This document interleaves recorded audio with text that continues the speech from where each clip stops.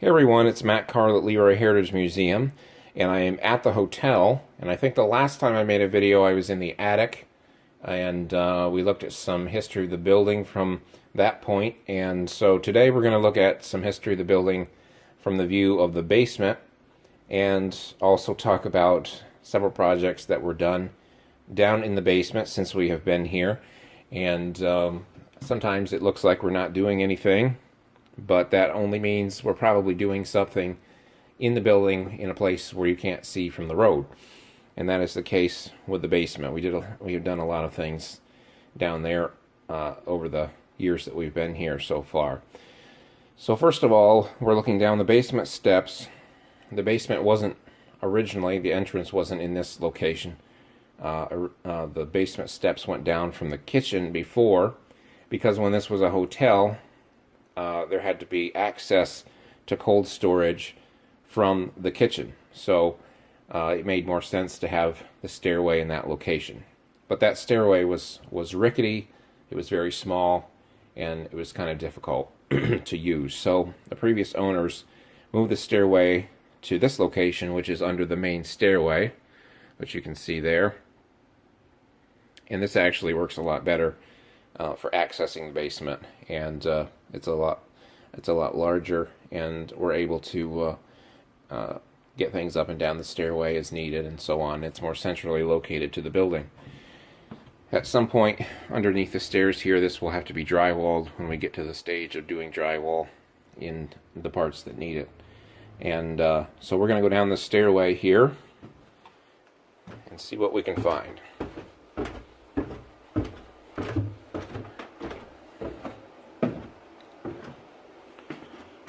Now at the bottom of the steps, the first thing you notice is the stone walls, and the stone walls are all the way around the building.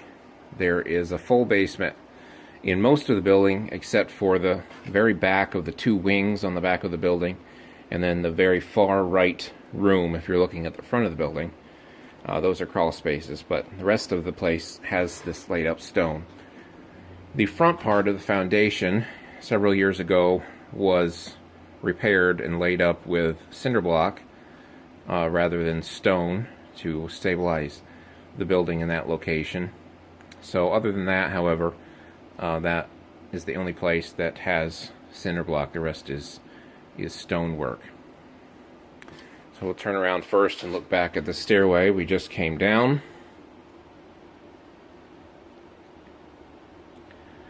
Now this basement is cleaned out quite a bit from what it was earlier in the year, because we had some flooding down here. We think we have remedied that problem, so it shouldn't be as big of a deal should it happen again.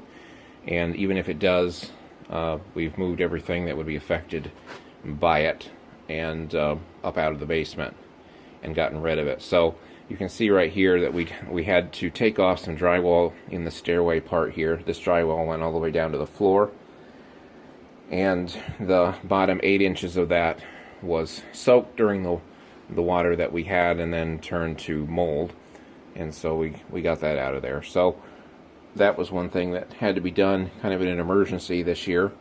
And we added 2 dehumidifiers down here. We had 1 before. 2 seems to work better, and we've been able to keep the humidity down in the 50s. So that's a great change. After all of the rain that we had this year, the humidity was actually up to 90% down here, which was completely out of control. So we've remedied that situation, we think. So we're going to look over on this side of the basement first. And the first thing I'll say is that there's a concrete floor throughout the entire basement, and the ceilings are approximately, I would say, about 7 feet, 7.5 feet, 7 feet tall. And so it's there's lots of room to move around down here. First of all, we'll talk about some history on this side of the house, and then we'll talk about some of the changes that have been made down here, some improvements that have been made. Over in this corner, you can see where there used to be a doorway. The door is actually sitting down there, but it was a square door. And looking into that hole right there,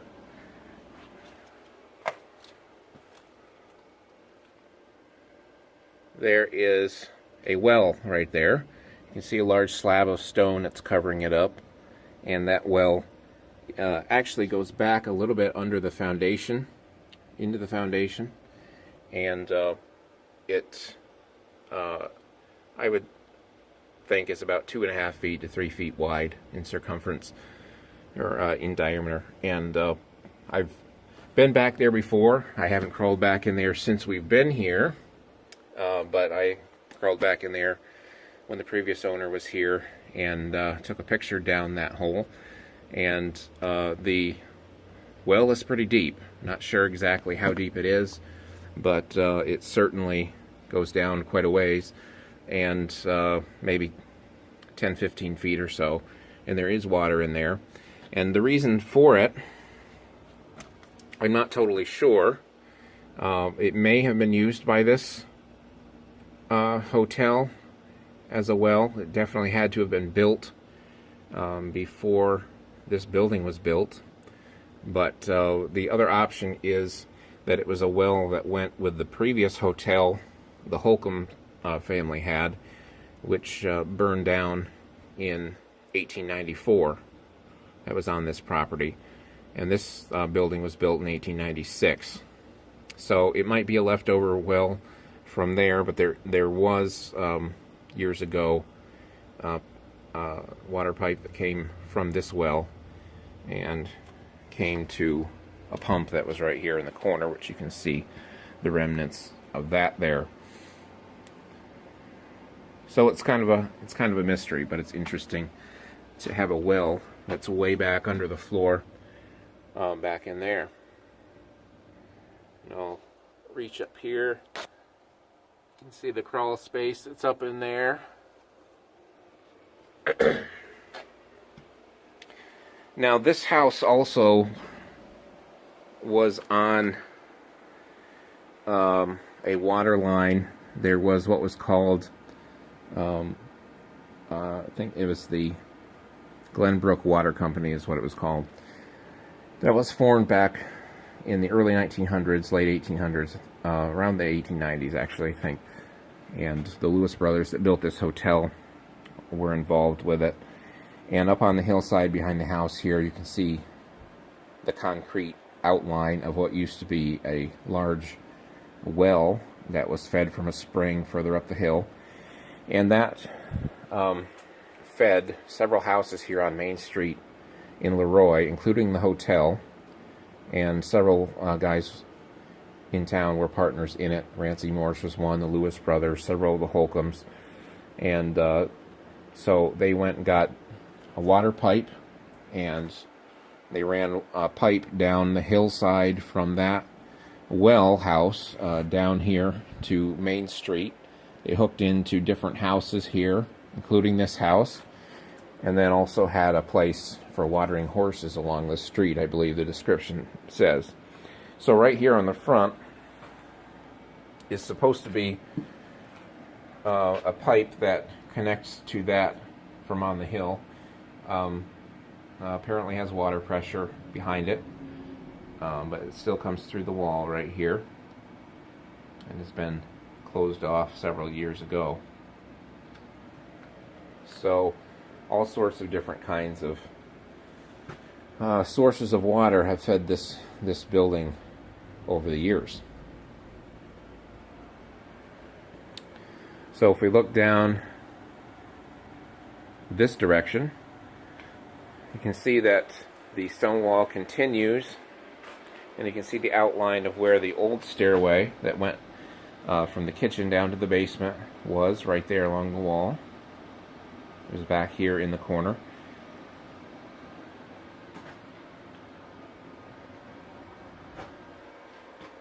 There's an opening in the foundation right there,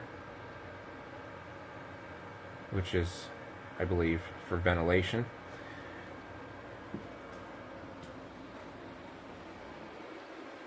And then around this side, there's some changes that have been made. First of all, When the Sherwood Rest Home was here, one of the requirements when this was turned into a rest home is that the furnace room had to be in a fireproof room. And so that's why there is a cinder block laid up room in the middle of the basement. If we look around this way, you can see it sticks out right into the middle of the basement here. And so that is what that door is. We'll look in there in a minute. And then originally there was an outside door to the back of the building, an outside access to the basement. That was right here where this cinder block wall is. The problem with that is that we're right up against the back hillside here, and any water that came down the hill in a rainstorm often ran right down that stairway and into the basement, which was a problem, obviously. So the previous owners took that out, put in a cinder block wall here, and then filled that in and built a deck over it. So that has been changed there. This opening back in here goes back underneath the kitchen. And as the story goes, supposedly Stanley Morse might have kept a casket or something down here, slid into one of these holes to keep the body cold. So whether that's true or not, I don't know, but that's always been the story.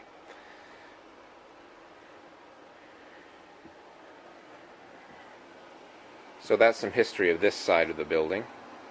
So we'll talk about some of the things that we have done down here since we've been here. First of all, the previous owner had put in a lot of new electrical, a lot of new heating, and the radiators were hooked up throughout the building in most of the rooms. So you can see a lot of water pipes running through there, and also plumbing for bathrooms and kitchen and so on. And so one of the positives about purchasing this building back in 2015 was that a lot of these things were already done, and so that was a big plus for us, so that we could concentrate on really the code issues that had to be taken care of in order to do the building and turn it into a museum. And so since then, we came in here and also added some other shutoffs and some other things here for our handicap bathroom that has to be put in. So this manifold here controls the water for the whole house, which is a really great thing here. So you can shut off all water for all rooms, kitchens, bathrooms, and everything from this one location, and that's a big plus. Back under the kitchen, we had to have some plumbing done back in there. It's a nasty place to crawl into, but had to be done. The kitchen drain was pretty crazy, and it ran all back and forth to different locations where the sink used to be, and it had a combination of all sorts of pipe, cast iron, and clay and different things. And so we had that all torn out of there, and new lines for drain lines for the kitchen put in right down to the drain into the septic here. So it was a pretty significant project to get that done, but thankfully that has been taken care of.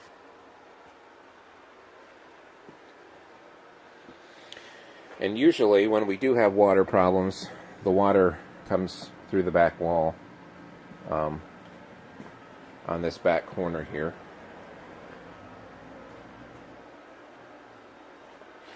So we'll look over in the furnace room.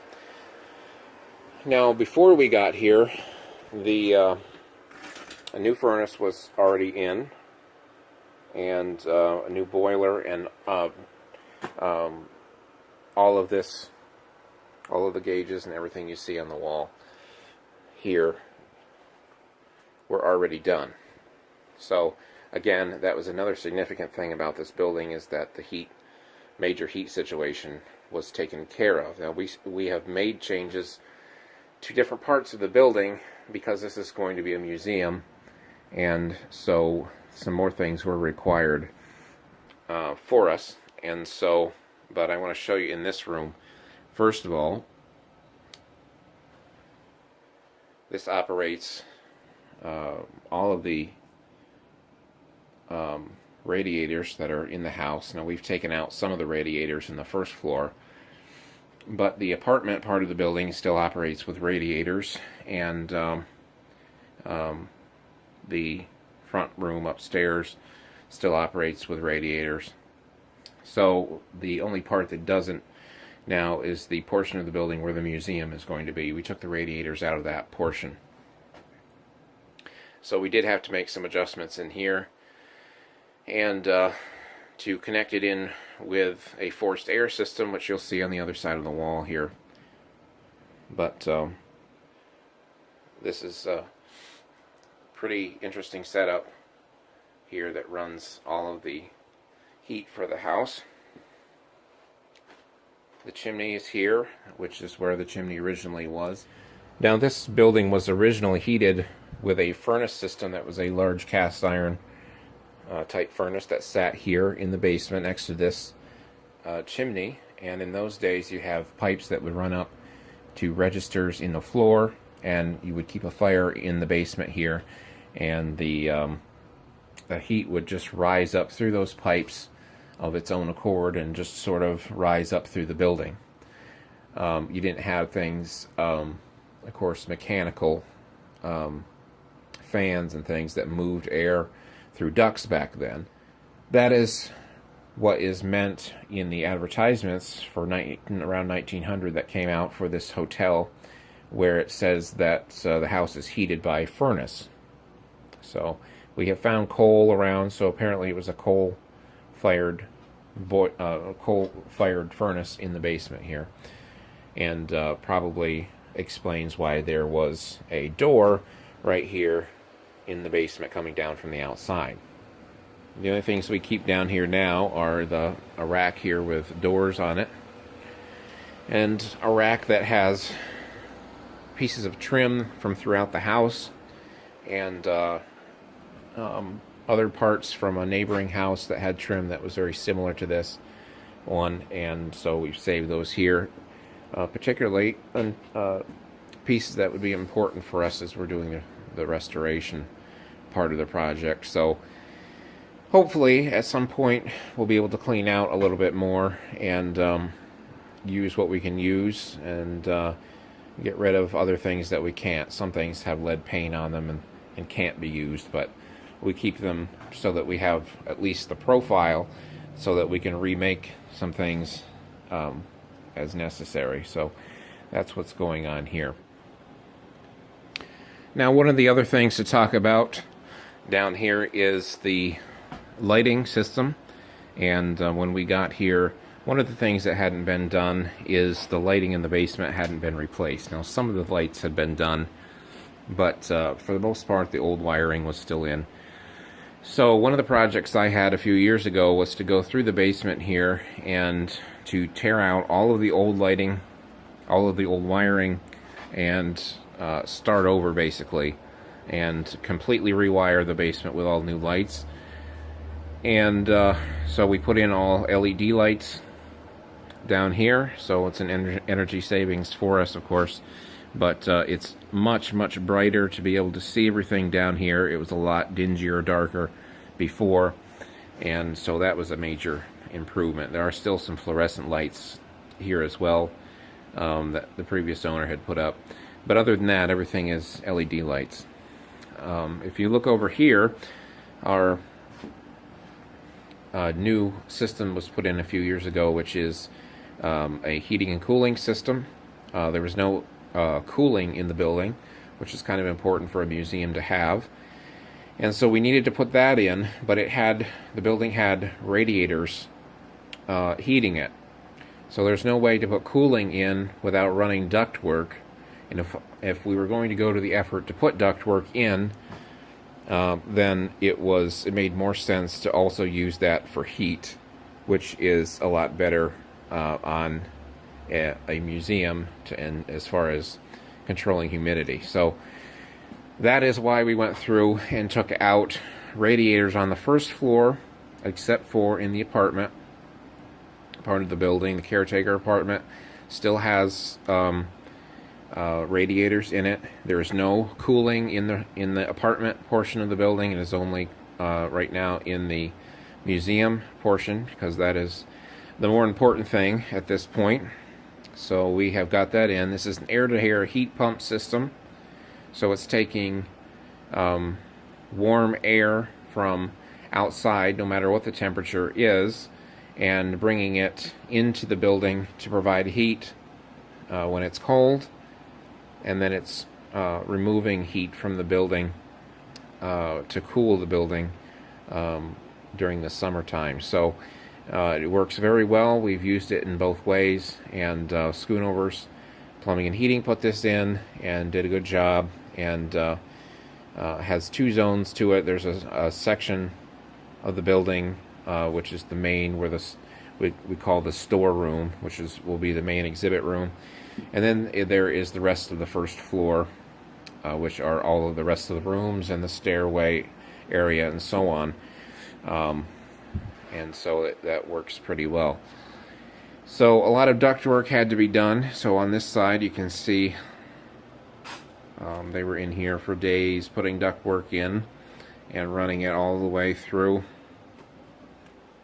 the house, all the way back into that deep dark hole back in there, and it really made a big difference. So that is the reasoning for taking out radiators and doing this, and it worked very well. We did have a workbench down here, but because of the flooding problem, we ended up just tearing it out and getting rid of it altogether. It's just not worth the effort of having to clean up every time water comes in the basement. So we did have to take the drywall off on the bottom there, but not a big deal.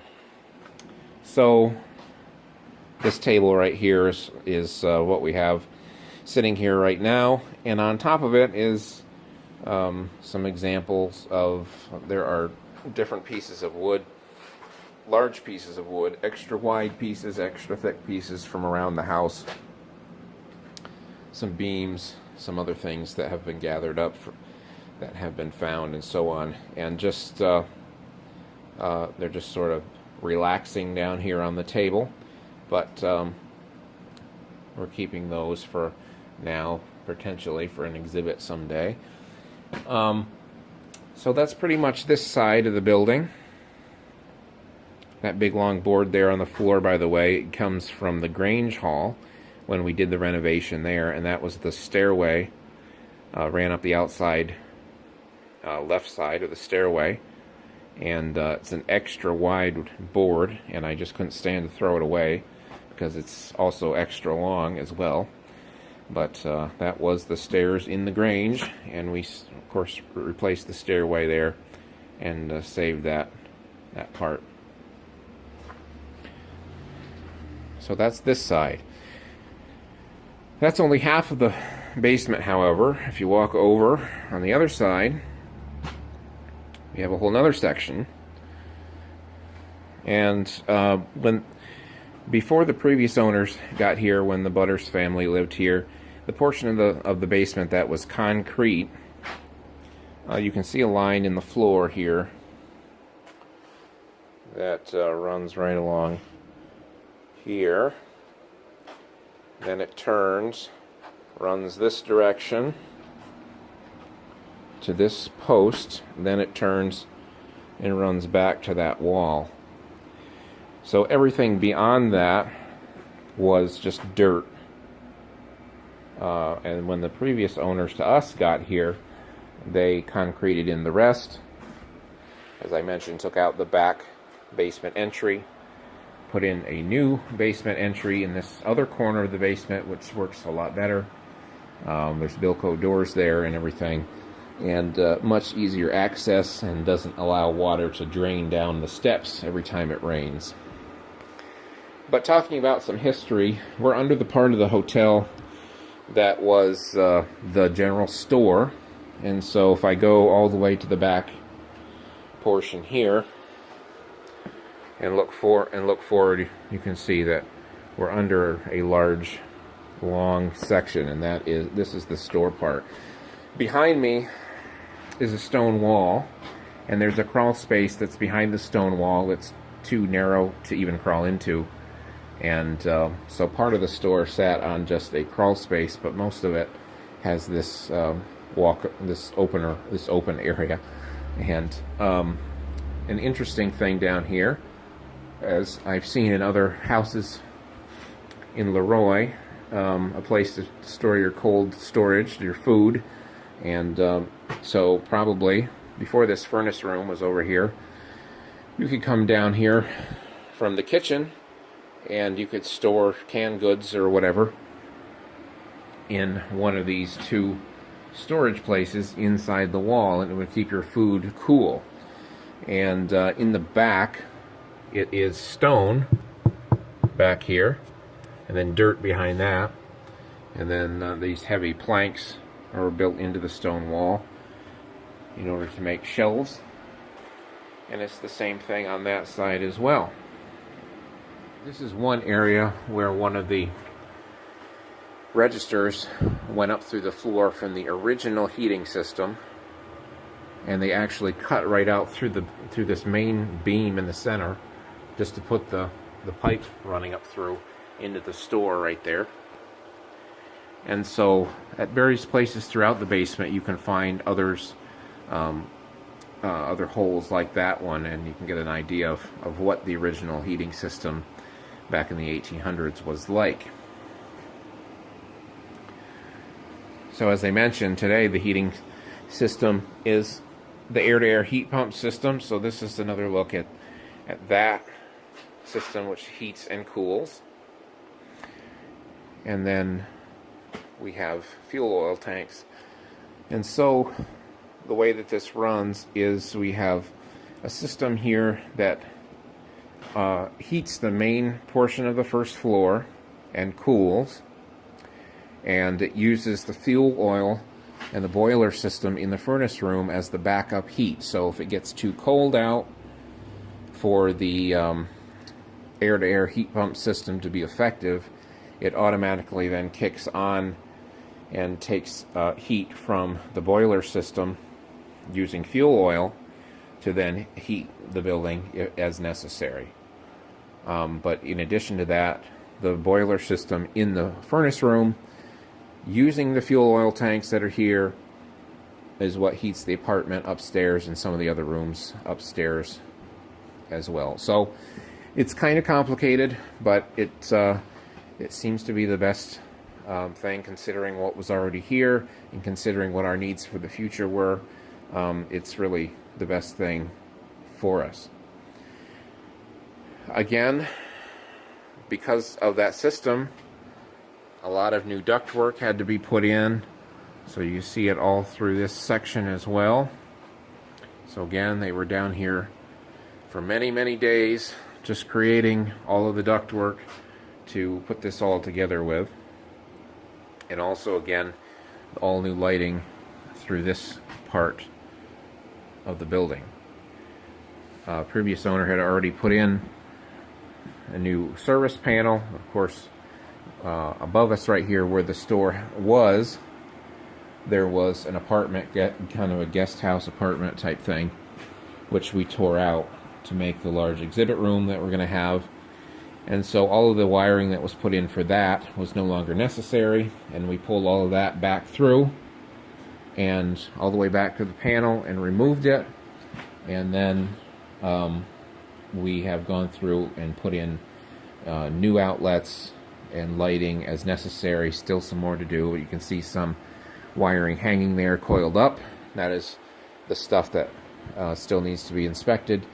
And so we have a little bit more to do before that happens, but that has been a major amount of work, and a lot of wiring has been pulled back through I should say, and other new wiring put in, and just a lot of work done. There was another furnace that was sitting right here that went just specifically for the apartment above us, and that was no longer necessary, so that was torn out. There was a separate water heater that sat right here next to the fuel tanks. That was just for that apartment. That was no longer needed, so that was torn out. And so the water heater is in the furnace room for the house, and so that's what runs all of that. So the previous owner had put in a water treatment system, but so we've made some changes. First of all, we had a disaster occur with the water filtration, so we completely replaced all of that with new copper pipe and new filter system, and we also had the well pump, submersible well pump, out in the well give out, and so that had to be pulled out and a new well pump put in out there, and so that's back to working order again.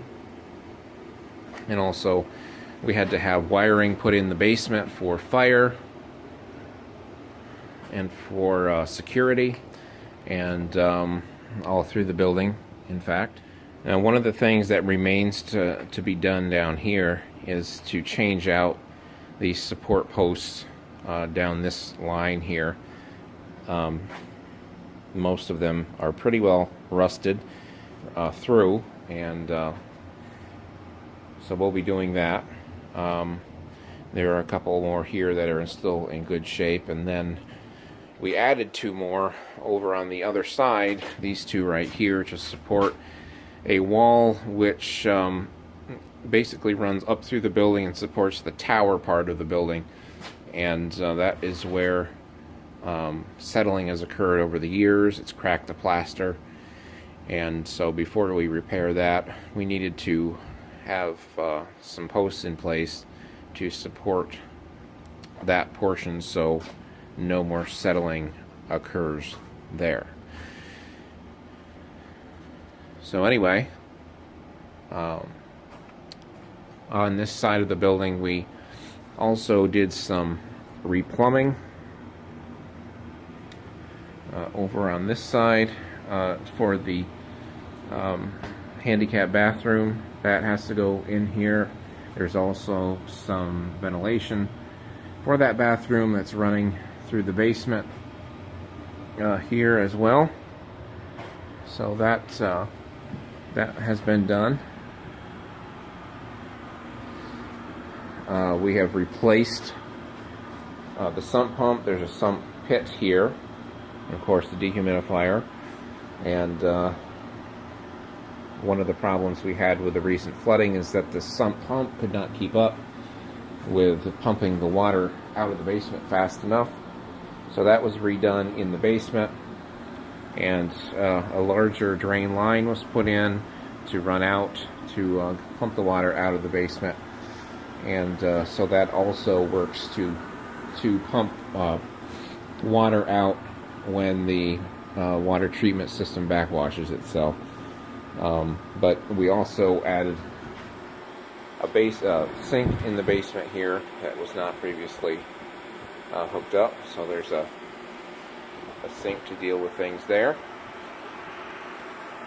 And my battery is just about dead, so we are going to bring this to a close, but hopefully you have learned a little bit about what's going on in the basement. We've done just a ton of work down here, and I haven't even mentioned the work that was done to clean out the basement and clean up the basement over the time that we have been here. So we've spent a lot of time down here getting this place in order, and so that we can do things upstairs as we move on. But you got to take care of the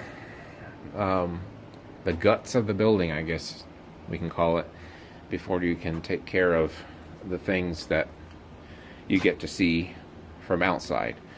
If these things aren't right, obviously, and aren't done right, then it won't matter what you do to the building. You're still going to have problems with it. So we've taken time to fix those things, and so a lot of what we're doing now, other than